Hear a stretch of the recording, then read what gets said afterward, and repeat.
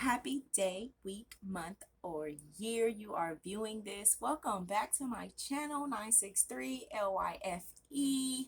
That is a life with a Y. It is all yours. And life is an acronym for live your F. I just put forte. Every day, everywhere, every way.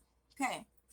All right, you guys. So I'm back. I haven't been crying this whole time, but I have been figuring some things out. And right now, I'm choosing not to be on camera because I am on the raggedy side of the game in a sense. My hair is not combed. I do not wear makeup. I will be working on that eventually. Like, not doing makeup tutorials or anything like that, but coming on here full beat, seeing what y'all have to say about it. Anyway, um, today I'm going to do something very different. I mean, not very different, but something that I had no intentions of doing on this channel. This channel um, was or is very multifaceted, and so this is one of the facets. I'm going to be reading today from the state insurance exam book because I am going to be taking my California state insurance license exam soon, and I am also aspiring to do voiceover acting. Therefore, I am practicing here on YouTube. So, for the next 15 minutes or so, 15 to 20 minutes, I'm going to read. And hopefully, we all learn from this. So, um, this is just the beginning of my reading series. And here we go. This is the study series, reading study series. What is that? Oh, my little paper towel that I just used to wipe off my dry erase. Okay, um, let's go. So I'm going to start with basic insurance concepts and principles. I hope it doesn't sound like I'm yelling because I'm not yelling. I am speaking loudly though because I have my fan on. It's kind of warm in my bedroom. Um, and I can't open the window because they're doing yard work, so it will be really, really loud. So, okay. Here we are. Before you learn about specific, oh, wait, did I say already? We're doing basic insurance concepts and principles. Yes, I did say that. Before you learn about specific policy types and their provisions, you will need to understand some basic concepts and terms associated with the insurance industry. This chapter discusses concepts that make it easier for you to learn the rest of the material in this course. So it is important for you to master these ideas before moving on to the next chapter. I think there's a gnat in my room. I don't know if it's a gnat or if it's incense smoke and it's messing up my concentration. My bad. Okay. Terms to know. Agent slash producer. A legal representative, a legal representative of an insurance company. The classification of producer usually includes agents and brokers. Agents are the agents of the insurer, applicant, or proposed insured. A person applying for insurance. Broker, an insurance producer not appointed by an insurer and is deemed to represent the client. Insurance policy, a contract between a policy owner and or insured and an insurance company which agrees to pay Sorry. I almost dropped my cards. Okay, one more time. Start over with insurance policy. Insurance policy. A contract between a policy owner and or insured and an insurance company which agrees to pay the insured or the beneficiary for loss caused by specific events. Insured. The person covered by the insurance policy. This person may or may not be the policy owner. Insured. Principal. The company who issues an insurance policy. Policy owner. The person entitled to exercise the rights and privileges in the policy. Oh, I did not start the damn timer. Lord, what the hell? Sorry. Okay, I'm only 6 minutes in. Okay. Policy owner, the person entitled to exercise the rights and privileges in the policy. Premium. The money paid to the insurance company for the insurance policy. Reciprocity / reciprocal. A mutual interchange of rights and privileges. All right. Those were some terms to know that will be mentioned. Sorry, that's horrible. Terms to know that will be mentioned in this here chapter. So just so you know, my channel is 963 LYFE. My company is The Best LYFE. So that's why this is here. I'm getting it together. Just bear with me, y'all. So I presume these are the objectives. So from this chapter, we will be able to, number one, identify the definition of insurance, which is also CIC 22. Number two, we will be able to recognize the definition of risk. Number three, differentiate between a pure risk and a speculative risk. Number four, identify a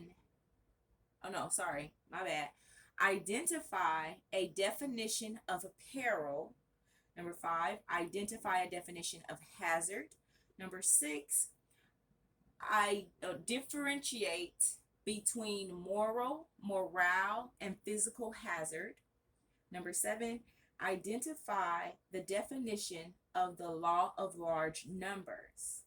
So that's what the first section of this chapter should cover those things.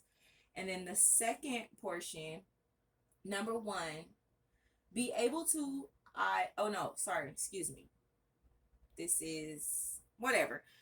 Be able to identify examples or definitions of A, life insurance, B, applicant, policy owner, insured, and beneficiary. Okay, so here we go. Insurance, CIC 22. Insurance is a transfer of risk of loss from an individual or a business entity to an insurance company, which in turn spreads the cost of unexpected losses to many individuals. If there were no insurance mechanism, the cost of a loss would have to be borne solely by the individual who suffered the loss. Know this: insurance is the transfer of risk. Insured's losses are transferred over to the insurer. In the law, a person is a legal entity which acts on behalf of itself, accepting legal and civil responsibility for the actions it performs and making contracts in its own name. Persons include individual human beings, associations, organizations, corporations, partnerships, and trusts. As defined by CIC 22, insurance is a contract whereby one undertakes to indemnify another against loss, damage, or liability arising from a contingent or unknown event.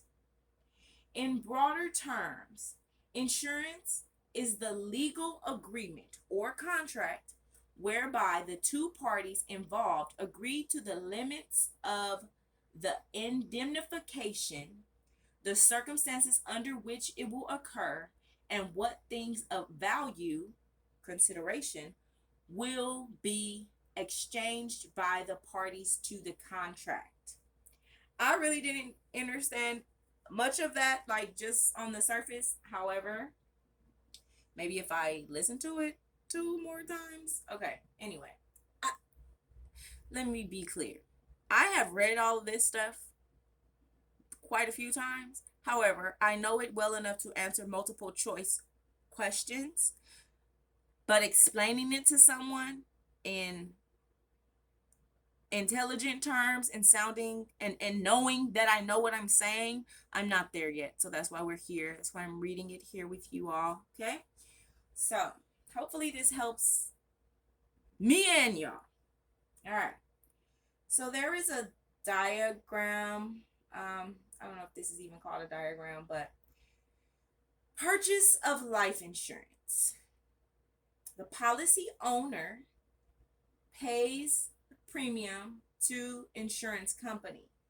The insurance company issues policy to policy owner, pays benefit to beneficiary. The beneficiary receives benefit upon insured's death. Okay. Definition and types of risk. Risk is the uncertainty or chance of a loss occurring. The two types of risk are pure and speculative, only one of which is insurable. Pure risk refers to situations that can only result in a loss or no change. There is no opportunity for financial gain. Pure risk is the only type of risk that insurance companies are willing to accept. Speculative risk involves the opportunity for either loss or gain. An example of speculative risk is gambling. These types of risk are not insurable. Okay, so gambling is not insurable. There's a video, but I'm not trying to get flagged for any type of copyright, anything. So we will not be listening to that video today. Know this, know this, only pure risks are insurable. Okay? Perils and hazards. Perils are the, one more again, perils. Oh, you know what? I learned to, like, for my recording and to make editing easier, when I make a mistake, I'm supposed to do something like blah, blah, blah, blah, blah. That changes the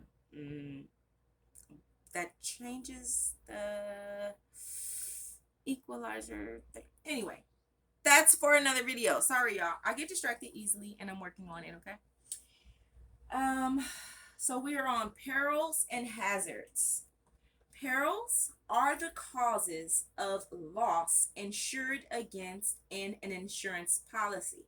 One more again. Perils are the causes of loss insured against in an insurance policy. Life insurance insures against the financial loss caused by the premature death of the insured. Health insurance insures against the medical expenses and or loss of income caused by the insured's sickness or accidental injury. Property insurance insures against the loss of physical property or the loss of its income producing abilities. Casualty insurance insures against the loss and or damage of property and resulting liabilities. Hazards are conditions or situations that increase the probability of an insured lose. Nope, nope, nope. Okay, one more again. Hazards. Oh, I was supposed to go.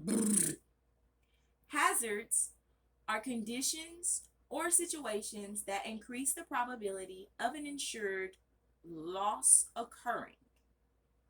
Hazards are conditions or situations that increase the probability of an insured loss occurring. Hazards are classified as physical hazards, moral hazards, or morale hazards. Conditions such as lifestyle and existing health or activities such as scuba diving are hazards and may increase the chance of a loss occurring.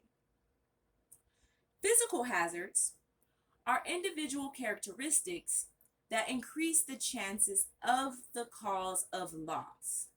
Physical hazards exist because of a physical condition, past medical history, or a condition at birth, such as blindness. Moral hazards are tendencies toward increased risk. Moral hazards involve evaluating the character and reputation of the proposed insured. Moral hazards refer to the applicant. No, my bad. Moral hazards refer to those applicants who may lie on an application for insurance or in the past have submitted fraudulent claims against an insurer. Morale hazards are similar to moral hazards, except that they arise from a state of mind that causes indifference to loss, such as carelessness. Actions taken without forethought may cause physical injuries. A legal hazard describes a set of legal or regulatory conditions that affect an insured's ability to collect premiums that are commensurate. One more time. Hold on. Sometimes I come to words that I have to sound out, even though I can see it and see what it says when I try to say it out loud. Commiserate. Okay. One more time. Commensurate. Commensurate. Commensurate. Commensurate. Commensurate. A legal hazard describes a set of legal or regulatory conditions that affect an insurer's ability to collect premiums that are commensurate. Commensurate. Commensurate. Oh my gosh. Y'all. Okay. Tamika. Commensurate. This is the last time I'm gonna try this. Commensurate. A legal hazard describes a set of legal or regulatory conditions that affect an insured's ability to collect premiums that are commensurate with, equal to, in value, the exposure to loss that the insurer must bear. Commensurate. It's like I hear it in my mind, but what's coming out of my mouth is not what I hear in my mind. Do y'all know what that? Do y'all feel me? Okay, we're gonna let that go. But that's legal hazard. I read it like 3 times. I'm gonna read it one more time. A legal hazard describes a set of legal or regulatory conditions that affect an insurer's ability to collect premiums that are commensurate with, equal to, in value. That's what commensurate means. The exposure to the loss that the insurer must bear. I hope that came through clear. I know it didn't, but hopefully somebody grasped it. Law of large numbers. Now I'm yelling.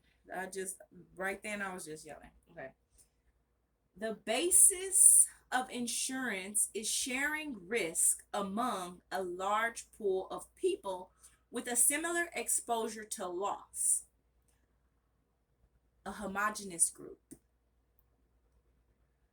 The law of large numbers states that the larger the number of people with a similar exposure to loss, the more predictable actual losses will be.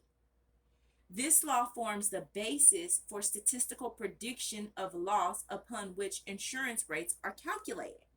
One more again.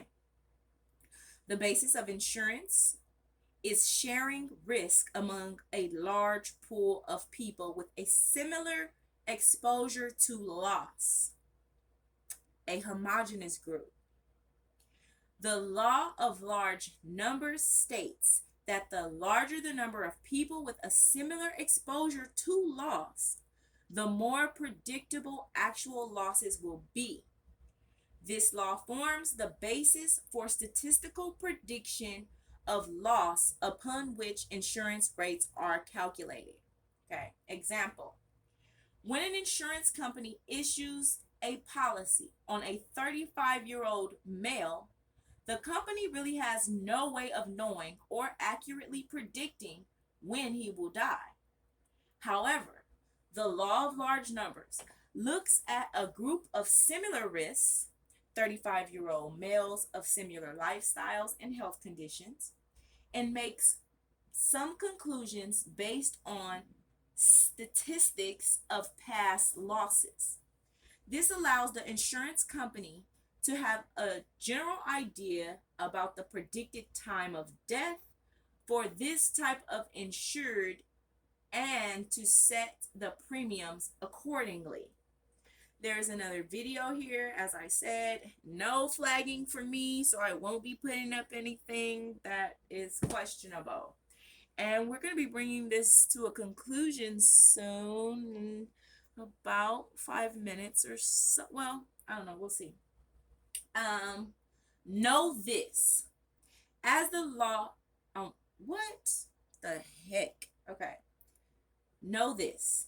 As the number of people in a risk pool increases, future losses become more predictable. Okay. So we are,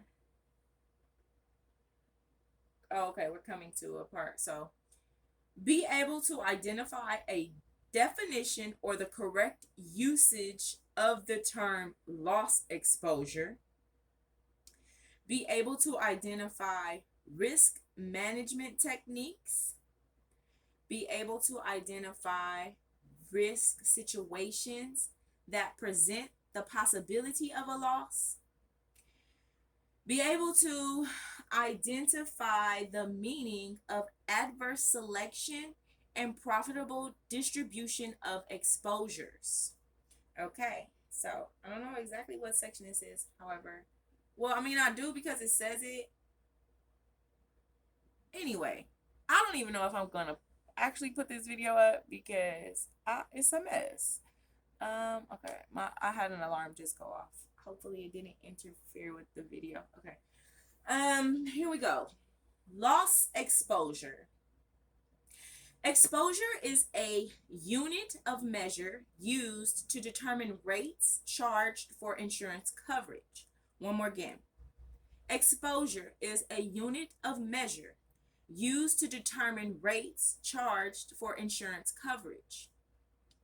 In life insurance, all of the following factors are considered in determining rates: the age of the insured, medical history, occupation, and gender or sex.